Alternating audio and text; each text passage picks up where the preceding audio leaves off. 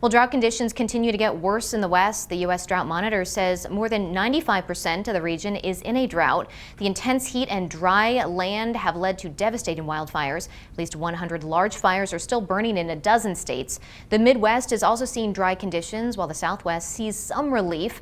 Drought conditions in Arizona and New Mexico improved slightly after monsoon moisture. Scientists say the multi-year droughts are a clear sign of how the climate crisis is affecting not only the weather, but also water supply, food production, and electricity generation. Idaho News 6 reporter Jake Brazil explains what this could mean for the future of water conservation in the state.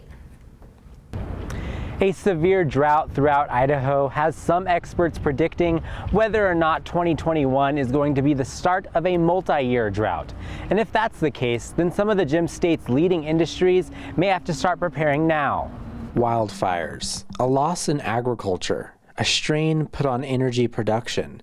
These are just a few of the impacts related to drought. This has been the driest spring on record since 1924. Despite nearly normal snow levels in the winter, Idaho is currently in the middle of a major drought.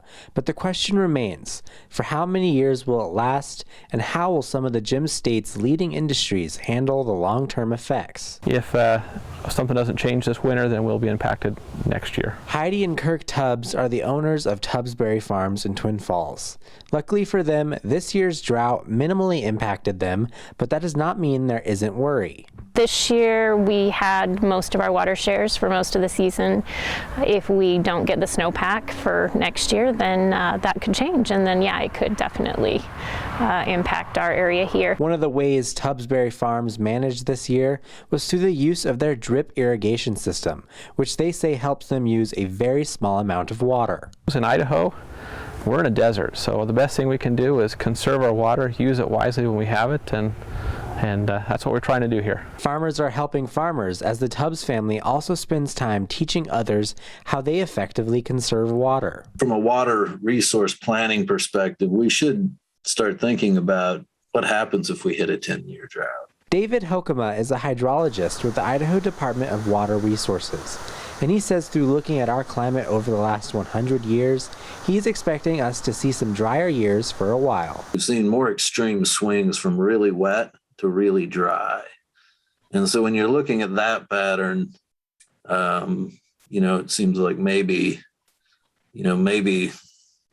if we continue in that pattern, we could be entering into a really dry period. Hokema describes water as the lifeblood of Idaho, and that is echoed by the Idaho Power's hydro portfolio, which makes up about 40 to 50% of their energy each year. Water is certainly our fuel for those resources, and if we have less water, that generally relates to less electricity. The use of hydroelectricity helps keep Idaho Power's prices 20 to 30% below the national average.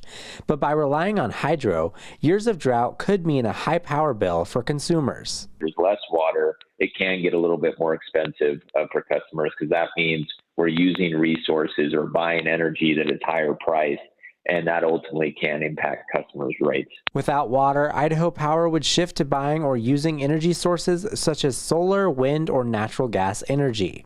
Solar prices have gone down pretty significantly over the last decade. Wind prices have gone down too. So you'll see more solar and wind. Preparation is often the key to success, as hydrologist David Hokema says Idaho is always making progress in managing drought, including a focus on aquifer recharge during the wetter years. Each time we enter into a drought, we've got to come together and solve the problem. And I think human beings are good at solving problems. Sometimes, droughts end up in water wars. But in the end, the problem's got to be solved, and it's not solved by fighting. It's solved by coming together, looking at our limited resource and figuring out how to manage it better. Jake Brazil, Idaho News 6.